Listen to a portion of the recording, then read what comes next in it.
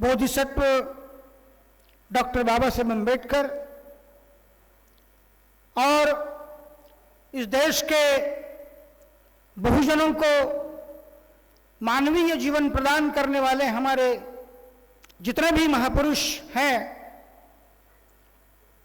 उन तमाम महापुरुषों को मेरा विनम्र अभिवादन और भारतीय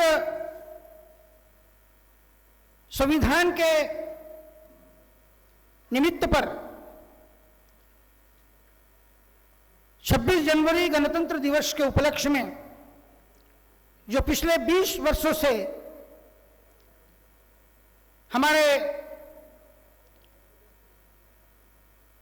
लोकप्रिय प्राध्यापक अनिल जी कानेकर जो संविधान साहित्य सम्मेलन आपके लाखानपुर में प्रतिवर्ष आयोजित करते हैं, उसकी 20वीं वर्षगांठ पर जो आज का यह कार्यक्रम हो रहा है, उस संविधान साहित्य सम्मेलन के अध्यक्ष सेंट्रल लॉ कॉलेज नागपुर के प्राचार्य राजन सर, मेरे साथ मंच पर उपस्थित हाईकोर्ट के सुविज्ञ अधिवक्ता अब्दुल बशीर साहब, जो एक बहुत अच्छे सोशल एक्टिविस्ट भी हैं, हमारे सन्मित्र धम्मबंधु पवन मेश्राम जी, और इस कार्यक्रम को जिन्होंने मिलकर आयोजित किया है वे हमारे सभी कार्यकर्ता मित्रगण जिनका सत्कार हुआ, वे सत्कार मूर्ति सुगन बोरकर जी, यशवंत शिंपोलकर सर, अजय राखुंडे जी, उद्धव रंगारी सर, और जिनके साथ हम यहाँ नागपुर तक आए इस कार्यक्रम के लिए, वे प्राध्यापिका इंजीनियर प्रिया मेश्राम मैडम और यहाँ उपस्थित मेरे सभी साथियों। जो विषय मुझे दिया गया है बड़े शॉर्ट नोटिस पर, पूरा विषय है संविधान, नागरिकत्व, मूलभूत अधिकार आणि कर्तव्य। विषय अंग्रेजी में है constitution, citizenship, fundamental rights and duties. इसमें प्राध्यापक कानेकर साहब ने मुझको सिटीजनशिप को लेकर कुछ बातें आपके सामने रखने की जिम्मेदारी मुझ पर सौंपी है। साथियों, विषय कानून का है और कानून से इस देश के लोगों को कोई ज्यादा सरोकार नहीं होता, जबकि हम 24 घंटे ताउम्र कानून से ही बंधे होते हैं। हमारे पैर, हमारे पंख, हमारी आंख, हमारी पंचेंद्रिय, हमारा दिमाग, हमारी तमाम गतिविधियां, हमारी आजीविका, हमारा पूरा जीवन, हम रास्ते से कैसे चलें, बड़ी बारीक बारीक चीजें सब कानून से बनी हुई होती है। हम कानून से बंधे होते हैं। बावजूद इसके हम कानून के प्रति जितने अज्ञानी होते हैं उतने शायद और किसी बात के प्रति अज्ञानी नहीं होते। हमें रूढ़ी, परंपराएं, विश्वास, अंधविश्वास, उनका परिपालन, उनका निर्वाह कैसे करना यह अच्छी तरह मालूम होता है, लेकिन कानून हमारे लिए क्या करता है और हमने कानून के लिए क्या करना चाहिए, इसके बारे में इस देश के अंदर में 100% अज्ञानता होती है। लिहाजा मंच पर बैठे हुए हमारे प्रिंसिपल राजन सर हो गए, अधिवक्ता अब्दुल बशीर साहब हो गए, मेश्राम साहब हो गए, इन जैसे लोगों को जिनको दिन रात ये कहूं कि जिनकी उपजीविका कानून पर होती है, तो उन्हें तो कानून का अध्ययन करना पड़ता है, लेकिन सामान्य नागरिकों के लिए बड़ा निरस विषय है साथियों। और ऐसे विषय पर पता नहीं मैं कितना न्याय दे पाऊंगा। एक बात मैं आपको प्रारंभ में कह देना चाहूंगा कि आज की तारीख में यह विषय इतना गंभीर है कि पता नहीं शायद कहीं ऐसा न हो कि आने वाले 8-10 सालों के अंदर, जो हमारा कोई दिल्ली का तानाशाह कहता है, मेरे 130 करोड़ देशवासियों हर भाषण के अंदर में, तो आने वाले 8-10 सालों के अंदर में देश के 130 करोड़ में से कम 100 करोड़ लोगों को समंदर में डुबो दिया जाने वाला है। चूंकि फैसला नहीं कर पा रही है सेंट्रल गवर्नमेंट, जो कानून उन्होंने लाया है कि आप लोग भारत के नागरिक है या नहीं हैं, जिन्होंने 17 लोकसभाएं चुनकर दी, 2.5 दर्जन प्रधानमंत्री चुनकर के दिए, 20 राष्ट्रपति चुनकर के दिए, जिन नागरिकों ने चुनकर के दिए, आज दिल्ली में बैठे हुए लोग ये कहते हैं कि ये चुनकर देने वाले लोग ही इस देश के नागरिक नहीं हैं। ये सवाल अभी आया है। और इसलिए जब से आपको मालूम है 2014 के बाद जब से आसाम में नागरिकता को लेकर, एक प्रांत है आसाम, इस आसाम के अंदर में नागरिकता को लेकर के एक नया विवाद खड़ा हुआ, तब से यह विषय एक गंभीर चर्चा का विषय बना हुआ है। व्यक्ति और राज्य, इनके बीच कानूनन क्या संबंध होते, क्या अनुबंध होता है, वहां पर नागरिकता का विषय सामने आता है। और उसके 2 सिद्धांत भारत में अब तक विद्यमान रहे। हमारी आपकी नागरिकता तय करने के बारे में एक सिद्धांत है, उसको कहते हैं जस सोली का सिद्धांत। यह सिद्धांत कहता है कि जन्म के आधार पर आप जिस देश के अंदर में, जिस भूभाग में पैदा हुए होंगे, वहां की नागरिकता आपको दी जाती है, वहां के आप नागरिक होते हैं। यह जस सोली के सिद्धांत के ऊपर अब तक भारत के अंदर में यहां के नागरिकों को उनको नागरिकता दी गई। दूसरा सिद्धांत होता है जस सिग्नोनिस का सिद्धांत। यह रक्त संबंधों पर आधारित करता है कि यद्यपि आपका जन्म यहां नहीं हुआ होगा, फिर भी अगर आपके चाचे, भतीजे, आपके परदादा, आपके कोई ग्रैंडफादर, फादर, आपके फादर के कोई पिताजी, कोई रिलेटिव्स, आपके ब्लड रिलेशन के लोग अगर इस भूभाग में रहते, इस देश में रहते हैं, तो उसके आधार पर भी आपको इस देश की नागरिकता दी जा सकती है। भारत में 1928 में मोतीलाल नेहरू कमेटी का गठन किया गया और नागरिकता के लिए उन्होंने ये जो पहला सिद्धांत था जस सोली का सिद्धांत, अर्थात जन्म के आधार पर नागरिकता देने का सिद्धांत, इस सिद्धांत को मोतीलाल नेहरू कमेटी ने 1928 में मान्यता दी और तब से भारत का नागरिक जन्म के आधार पर यहां का नागरिक माना जाता है। और यह विषय भी केंद्र की सूची में आता है। संविधान के अंदर में, जिसकी आज हम चर्चा करेंगे उसके बाद में भी, संविधान के अंदर में जो उसकी कलमें हैं, धाराएं 5 से 11, ये 5 से 11 जो हमारी संविधान की कलमें हैं, ये भारतीय नागरिकता को विभिन्न श्रेणियों के अंदर में उसकी व्याख्याएं करती है, उसका वर्णन उसमें मिलता है। और धारा 11 जो है, इसके संबंध में संविधान के आर्टिकल 11 के मुताबिक पार्लियामेंट को संविधान के मुताबिक नागरिकता समय समय पर तय करने के लिए कानून बनाने के अधिकार दिए जाते हैं। और इसी के तहत 1955 में हमारा संविधान अमल में आया, 1950 में, 5 साल के बाद 1955 में इंडियन सिटीजनशिप एक्ट हमारी पार्लियामेंट ने बनाया। और इस कानून के अंदर भी अब तक 4 बार इसके अंदर में सुधार किए गए। 1986 में, 2003 में, 2005 में और 2015 में, ऐसे 4 बार इस कानून के अंदर में समय समय पर संशोधन किए गए। और इन्हीं अमेंडमेंट्स के चलते जन्म के आधार को कुछ सीमा तक मर्यादित कर दिया गया। पहले जो जन्म के आधार को प्रमुख माना जाता था, उस आधार को सीमित कर दिया गया और दूसरे सिद्धांत को लेकर के, दूसरे मापदंडों को भी लेकर के आपकी नागरिकता तय की जा सकती है। ऐसे अमेंडमेंट अब तक हमारी पार्लियामेंट ने 4 बार इसके अंदर में किए।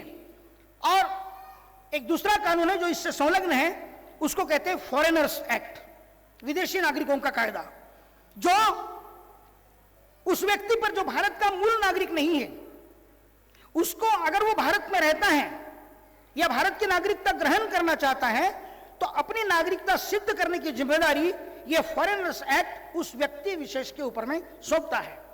इसके आर्टिकल 5 में यह जो धारा संविधान में लाने की जो तारीख तय की थी, यह भारतीय नागरिकता का जो हमको ओहदा प्रदान करती है, इसको निवास के स्थान पर जन्म के बजाय वह व्यक्ति कितने वर्षों से भारत के अंदर में रह रहा है, 5 साल से, 10 साल से, 20 साल से, और उसको इस कानून ने, फॉरेनर्स एक्ट ने 5 साल की मर्यादा रखी।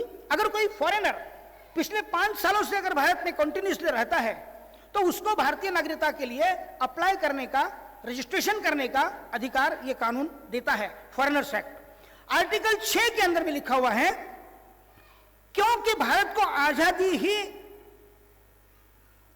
बंटवारे के बाद में मिली। जब संविधान बन रहा था तो बीच में ही भारत का बंटवारा हो गया और भारत के कई नागरिक पाकिस्तान में चले गए, पाकिस्तान से कई लोग भारत के अंदर में आ गए।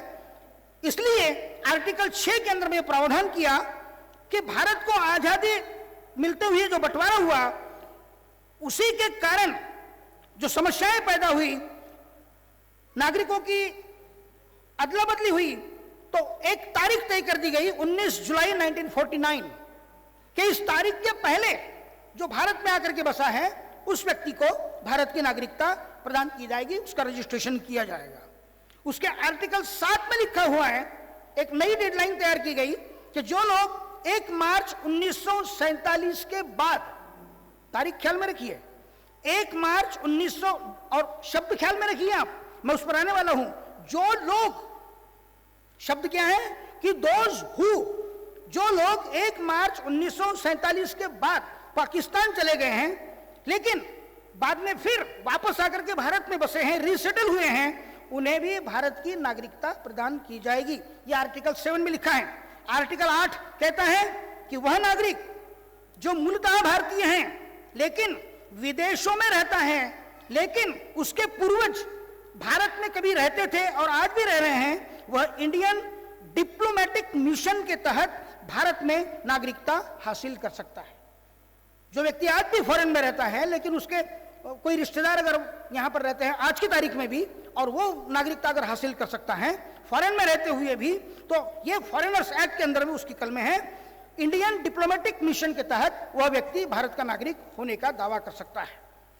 उसके बाद 1986 में एक कानून बना, मतलब वो कानून के अंदर, नागरिकता के कानून के अंदर में सुधार किया गया और उसके द्वारा क्या कहा गया, एक नई, यानी बार बार तारीखें बदलती रही ना हमारे नागरिकता को लेकर के।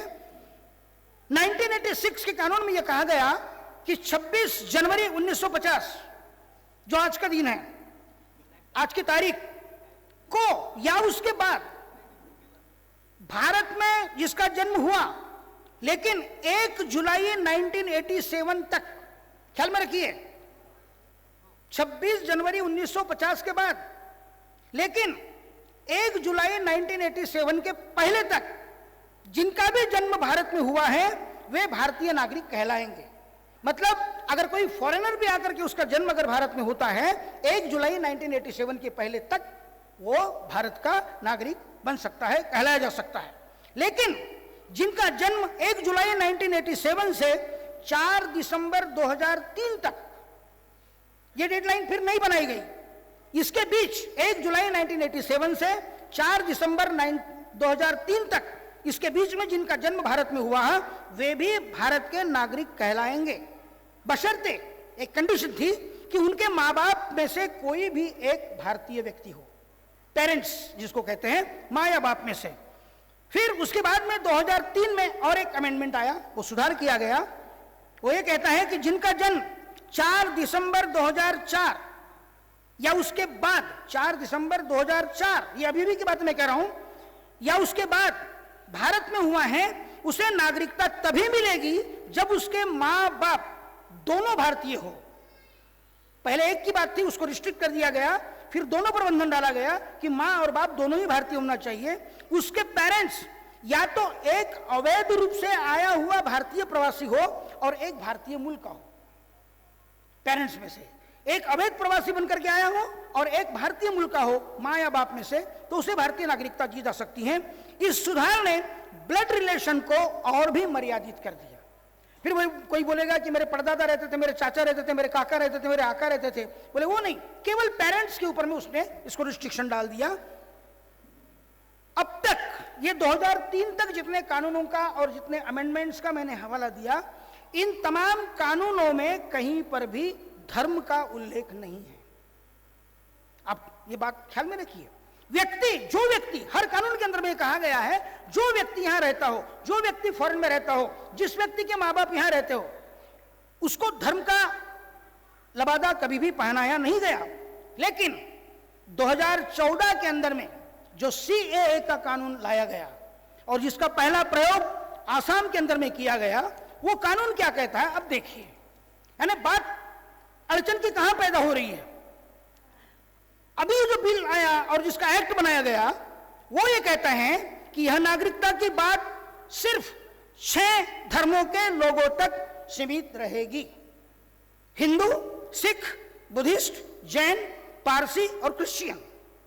और उसमें भी और एक दूसरी कंडीशन डाल दी उन्होंने कि सिर्फ पाकिस्तान से, बांग्लादेश से और अफगानिस्तान से आए हुए हिंदू, सिख, बुद्धिस्ट, जैन, पारसी और क्रिश्चियन, ये 6 धर्म के लोगों के लिए भारत की नागरिकता खुली रहेगी। मतलब इस्लाम के मानने वाले लोगों के लिए यहां पर कोई गुंजाइश नहीं है। पाकिस्तान, बांग्लादेश और अफगानिस्तान के अलावा कोई अगर इंग्लैंड में रहता है, फ्रांस में रहता है, जर्मनी में रहता है, जापान में रहता है, यूरोप में रहता है, इटली में रहता है और भारत का नागरिक बनना चाहता है, उनके लिए यह कानून कोई व्याख्या नहीं करता है, कोई प्रावधान नहीं करता है। और धर्म को आधार बना करके एक कम्युनिटी को इस कानून ने टारगेट कर दिया और डेडलाइन दी है 14 दिसंबर 2014 के पहले आए हुए इन 3 देशों में से 5 धर्मों के लोग जो 14 दिसंबर 2000 के पहले भारत में आए हुए हैं, वो यहां पर आने के 6 साल के बाद तक, यानी 14 से लेकर 20 तक। अब आप ख्याल में रखिए, 2014 के लोकसभा के चुनाव, 2019 के लोकसभा के चुनाव, 2024 के आने वाले लोकसभा के चुनाव, हर चुनाव को मद्देनजर रखकर ये कानून बनाए जा रहे हैं। That I am telling you specifically and clearly without any hesitation. यानी हर चुनाव में क्या पैंतरेबाजी की जाएगी कि एक विशिष्ट कौम को भारत के संपूर्णता से, उसकी राजनीति से, उसके परिप्रेक्ष्य में से कैसे आउटकास्ट किया जा सकता है, कैसे डाइल्यूट किया जा सकता है, कैसे कॉर्नराइज किया जा सकता है। यह स्ट्रेटेजी हर 5 साल के चुनाव को लेकर के मद्देनजर रख करके कानून के अंदर में इस प्रकार के इंडियन सिटीजनशिप एक्ट के अंदर में इस प्रकार के ये बदलाव करने की कोशिशें चल रही है। अब इसकी पहली प्रयोगशाला आसाम के अंदर में हुई और जब आसाम के अंदर में इसका प्रयोग हुआ तो उसका जम करके आसाम के अंदर में उतना ही विरोध भी किया गया, क्योंकि डर यह था कि आसाम के अंदर में अगर इस कानून को अमल में लाया जाता है तो बांग्लादेश, पाकिस्तान या अफगानिस्तान या विशेष करके बांग्लादेश, अगर बांग्लादेश के लोगों के लिए अगर यह कानून अमल में लाया जाता है तो वहां से बेशुमार हिंदुओं की संख्या आसाम के अंदर में बढ़ जाएगी। यह डर वहां के आसाम के नागरिकों को और वहां के लोकल सिटीजन्स को होने लगा और इसलिए उन्होंने उसका विरोध किया कि भाई यह तो कानून धर्म के आधार पर डिस्क्रिमिनेशन करता है, भेदभाव करता है, तो इसको हम अमल में लाने नहीं देंगे। बावजूद इसके सेंट्रल गवर्नमेंट ने डिक्टेटरशिप करके इस कानून को जबरदस्ती आसाम के ऊपर में थोपा और उसमें भी उन्होंने क्या किया, इसमें और भी खुली छूट देने के लिए पासपोर्ट एक्ट और फॉरेनर एक्ट, इसकी जो कंडीशन है वो कंडीशन को भी उन्होंने शिथिल कर दिया, कुछ कंडीशंस को रद्द कर दिया। अब इसका विरोध आसाम के लोगों ने क्यों किया? उनका यह कहना था कि इसके पहले 2014 का कानून बनाने के पहले 1985 में आसाम एकॉर्ड एक्ट बनाया गया था और वो एक्ट ये इसलिए बनाया गया था कि आसाम के अंदर में इलीगल माइग्रेंट्स लोग जो आकर के रह रहे हैं उसके ऊपर में प्रतिबंध लगाया जाए। अच्छा इरादा था, कोई गलत बात नहीं थी। जो आज की केंद्र सरकार करना चाहती वो बात तो आसाम के इस आसाम एकॉर्ड एक्ट ने 1985 में कानून बना लिया था कि इलीगल माइग्रेंट्स लोगों को भारत के अंदर में और आसाम के अंदर में आकर रहने की इजाजत नहीं मिलनी चाहिए। राजीव गांधी की सरकार ने और आसाम के नागरिकों के बीच ये कानून बनाया था, ये एकॉर्ड बनाया था और इस प्रकार से रिस्ट्रिक्शन फॉरेन से आने वाले लोगों के ऊपर में लगाई गई थी और उसकी एक अलग कैटेगरी बना दी गई थी। जो भारतीय मूल के नागरिक हैं उनके लिए, आसाम के नागरिकों के लिए कानून बनाया गया था कि 1 जनवरी 1966 के पहले, डेडलाइन एकॉर्ड एक्ट ये बनाई गई थी कि 1 जनवरी 1966 के पहले जो लोग आसाम में आकर के बस गए हैं उन सभी को नागरिकता दी जाएगी, लेकिन 1 जनवरी 1966 के बाद आने वाले व्यक्ति को आसाम में भारत की नागरिकता नहीं दी जाएगी। उसके बाद एक और डेडलाइन बदल दी गई। उसके बाद 25 मार्च 1971 के पहले, डेडलाइन को और नीचे लाया गया, 25 मार्च 1971 के पहले आने वाले प्रत्येक व्यक्ति को 10 साल के बाद भारत की नागरिकता दी जाएगी। यानी 25 मार्च 1971 में जो आदमी आसाम में आया होगा, तो आसाम एकॉर्ड एक्ट कहता है कि 1981 में, मतलब 10 साल के बाद उसको आसाम की और भारत की नागरिकता मिल जाएगी। अर्थात ये 10 साल तक उन्हें डिटेंशन कैंप में रखा जाएगा और तब तक उन्हें मतदान का अधिकार नहीं होगा, वो अलग कैंप में रखे जाएंगे, वोटिंग का अधिकार उनको नहीं होगा। अब उनकी पहचान जो है वो ट्रिब्यूनल्स के द्वारा करवाई जाएगी। ये कानून जो अभी लाया है उन्होंने, और क्या हुआ है कि ये जो ट्रिब्यूनल बनाई जाती है हमारी और आपकी नागरिकता तय करने वाली, ये ट्रिब्यूनल कोई जुडिशियरी नहीं है, कोई कानूनन वो ऑर्गन नहीं है भारत का जैसे न्यायपालिका के जैसा। ये एक लोकल क्वासी जुडिशियल ट्रिब्यूनल है जो अर्ध कानूनी व्यवस्था निर्माण की है इन्होंने। जैसे एसडीओ बीडीओ को पावर दे दी है और कहा कि भाई तुम लोगों की नागरिकता तय करते बैठो, और इसके अंदर में illegal migrants determination by tribunals किया जाता है। तो एक व्यक्ति को अपॉइंट कर दिया, उसको कह दिया कि तुम इन लोगों की नागरिकता तय करो, और उसके लिए IMDT का यह प्रावधान बनाया गया, illegal migrants determination by tribunals. अब ये ट्रिब्यूनल क्या करेगी, उसके ऊपर कोई जुडिशरी का अंकुश नहीं, उसके ऊपर में कोई गवर्नमेंट का अंकुश नहीं, उसको गवर्नमेंट को कोई जवाब नहीं देना है, और उसके निर्णय को कोई भी कोर्ट के अंदर में जाकर के कोई नागरिक चैलेंज नहीं कर सकेगा। अब ये जुडिशरी ने क्या करिश्मा किया, इस कानून के चलते इसको इंप्लीमेंटेशन करने में जो दिक्कतें सामने आने लगी, तो स्वयं सुप्रीम कोर्ट ने 2005 में इस कानून को निरस्त कर दिया। उसने कहा ऐसी क्वासी जुडिशियल सिस्टम के माध्यम से हम किसी की नागरिकता को तय नहीं कर सकते, इससे बहुत इसके दुष्परिणाम निकल सकते हैं। अब ये जो फॉरेनर्स एक्ट का जो आर्टिकल थे 3, 4, 5 जो मैंने गिनवाया, उसमें आर्टिकल 6 के अंदर में अमेंडमेंट की गई, और 6A के अंदर में उसकी वैधानिकता जांचने के लिए सुप्रीम कोर्ट के 5 जजेस की एक समिति बनाई गई। वो समिति का जो निर्णय है वो आज भी प्रलंबित है। मतलब सुप्रीम कोर्ट ने सिटीजनशिप एक्ट को, इस एक्ट को लेकर के अब तक कोई फाइनल डिसीजन नहीं लिया है। और इसके लिए क्या कारण है कि इसके पहले आसाम सम्मिलित महासंघ बनाया गया था। आसाम के अंदर में 1971 में जो कट ऑफ डेट उन्होंने रखी थी, वो थी उनका कहना था आसाम के लोगों का कि नागरिकता को तय करने के लिए जो कट ऑफ डेट है ये 1971 की बजाय 1951 की जाए, यानी संविधान बनने के 1 साल के बाद वो तारीख उसमें लागू की जानी चाहिए।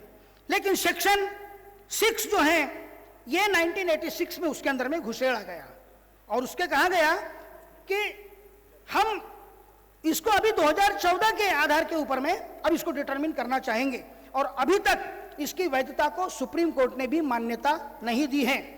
और इसी के साथ एक तरफ सीए का डर तब तक नहीं था जब तक ये आसाम के अंदर में प्रायोगिक तौर पर लागू किया गया था, लेकिन बाद में सेंट्रल गवर्नमेंट ने जब डिसीजन बदल दिया और डिक्लेयर किया कि ये सीएए एक्ट जो है ये पूरे भारत के ऊपर में लागू होगा, उसका विरोध करना शुरू हुआ। तो उसके विरोध को टालने के लिए सेंट्रल गवर्नमेंट ने नेशनल रजिस्टर ऑफ सिटीजन्स ये नया कानून बनाया, और उस कानून को अमल में लाने का प्रयोग भी उन्होंने आसाम से ही शुरू किया। परिणाम क्या निकला कि अकेले आसाम के अंदर में ये जो ट्रिब्यूनल्स थी, जो मैंने कहा कि क्वासी जुडिशियल सिस्टम थी, ये ट्रिब्यूनल ने 1 साल के अंदर में 63,959 लोगों की नागरिकता उनको पूछे बगैर, उनको सुने बगैर, उनके डॉक्यूमेंट देखे बगैर रद्द कर दी। 63,959 नागरिकों की नागरिकता अपनी मर्जी में आया और कह दिया कि तुम भारत के नागरिक नहीं हो, तुम आसाम के नागरिक नहीं हो। यह फॉरेनर्स ट्रिब्यूनल का एक कमाल था। और फॉरेनर्स एक्ट 1946 का सेक्शन 9 ये गाइडलाइन देता है उसके अंदर में वो भी एक कॉसी जुडिशियल सिस्टम है, और उस गाइडलाइन के मुताबिक जब नागरिकों की नागरिकता तय करने की बारी आई तो आप देखेंगे कि अकेले आसाम के अंदर में 19 लाख नागरिकों को भारत के नागरिक मानने से इस कानून ने इनकार कर दिया। उसके अंदर में एक केस जिसकी पूरे देश के अंदर में चर्चा हुई, सुप्रीम कोर्ट तक उस महिला को जाना पड़ा। असम की जुबेदा बेगम उर्फ जुबेदा खातून, बक्सा जिला की वह महिला थी, और उस महिला ने यह ट्रिब्यूनल के सामने 15 डॉक्यूमेंट्स रखे थे अपनी नागरिकता को सिद्ध करने के लिए। Birth certificate, leaving certificate, education certificate, primary certificate, ration card, जो भी होगा 15 डॉक्यूमेंट्स। मुझे तो लगता है कि 15 नहीं, इस देश के प्राइम मिनिस्टर के पास में 3 भी डॉक्यूमेंट्स नहीं होंगे अपनी नागरिकता सिद्ध करने के लिए। होम मिनिस्टर के पास में 5 डॉक्यूमेंट नहीं होंगे अपनी नागरिकता सिद्ध करने के लिए। लॉ मिनिस्टर के पास में 5 या 3 डॉक्यूमेंट नहीं होंगे अपनी नागरिकता सिद्ध करने के लिए। लेकिन इस महिला ने, जुबेदा बेगम, जुबेदा खातून मैडम ने 15 डॉक्यूमेंट्स इस ट्रिब्यूनल के सामने रखने के बावजूद भी वो ट्रिब्यूनल ने कहा कि no, you are not Indian citizen, उसकी नागरिकता को रद्द कर दिया। वो महिला को सुप्रीम कोर्ट तक जाना पड़ा। हाई कोर्ट ने कहा कि you are not Indian citizen, supreme court तक वो महिला गई, उसको न्याय नहीं मिला। और इस घटना के कारण पूरे देश के अंदर में एक रिलीजियस माइनॉरिटी ऐसे खतरे में आ गई है साथियों कि जिसकी कोई हद नहीं है। अब इसके परिणाम आने वाले दिनों में क्या होंगे हम कह नहीं सकते, चूंकि इस्लाम के ही एक व्यक्ति मोहम्मद सनाउल्लाह जो मिलिट्री के अंदर में थे, इंडियन आर्मी के अंदर में थे, इसी कानून के तहत डिटेंशन कैंप में उस आदमी को रख दिया गया, यह कह करके कि you are not Indian citizen. और एक मामूली क्वासी जुडिशियल सिस्टम है, छोटा सा ऑफिसर है, कोई नायब तहसीलदार वगैरह, कोई बाबू वगैरह बना दिया जाता है और वो लोगों की पहचान करवाता है। और ऐसे तंत्रों के माध्यम से इतनी बड़ी कौम को आज ऐसे मुश्किल के अंदर में डाल दिया गया है साथियों। अब ये टेरर पूरे भारत के अंदर में ये दोनों कानूनों का, सीएए और एनआरसी को लेकर के क्यों पैदा किया जा रहा है? सबसे बड़ा मुख्य कारण है कि यहां के रिलीजियस माइनॉरिटीज को वो दबाकर चलना चाहते हैं। ये किताब है मेरे हाथ के अंदर में, मैं ये किताब कई कार्यक्रमों में साथ में ले जाता हूं, एवरीडे कम्युनलिज्म इन उत्तर प्रदेश। ये ऑक्सफोर्ड यूनिवर्सिटी की किताब है, ये डॉक्यूमेंट है मेरे पास। मैं इस देश के होम मिनिस्टर को और प्राइम मिनिस्टर को पूछना चाहता हूं कि अकेले उत्तर प्रदेश के अंदर में रोज ये किताब कहती है, कई अहरे गहरे नत्थु खैरे और साधु संत ने अंट संत बकवास नहीं लिखी है, ऑक्सफोर्ड यूनिवर्सिटी का एविडेंस मेरे हाथ में है। अकेले उत्तर प्रदेश के अंदर में रोज कम से कम 25 से 30 मुसलमानों के मर्डर किए जाते हैं। कोई न्यूज नहीं है, कोई वर्तमान पत्रों में चर्चा नहीं है, कहीं कोई आवाज नहीं है, कहीं कोई मोर्चा नहीं है, कहीं कुछ नहीं है। खामोशी के साथ एक कम्युनिटी को टारगेट बना करके भारत के सोशल, पॉलिटिकल, कल्चरल हिस्ट्री से और बैकग्राउंड से एक विशिष्ट कम्युनिटी को नाम निशा उसका मिटा देने के प्रयास आज यूपी के अंदर में चल रहे हैं। किताब उसकी साक्षी है। और यह प्रयोग अगर आज उत्तर प्रदेश में सक्सेसफुल हो गया तो यह कल पूरे भारत में होने वाला है। और यह अगर मुस्लिम कम्युनिटी के साथ में हो गया तो बाकी के लोगों को तमाशा देखने की जरूरत नहीं है। बौद्धों को, सिखों को, पारसियों को, जैनों को धीरे धीरे सबकी बलि चढ़ाई जाने वाली है। और इसलिए साथियों ये नहीं होना चाहिए। अभी आपके चेहरे पर जो मास्क लगाए गए ना, इसको मैं मुस्कटदाबी कहता हूं। ये शेयर पॉलिटिक्स है। अरे हमने तो टीबी और कैंसर के और क्या कहते हैं अपना वो मलेरिया और वो प्लेग, क्या क्या महामारी इस देश ने नहीं देखी।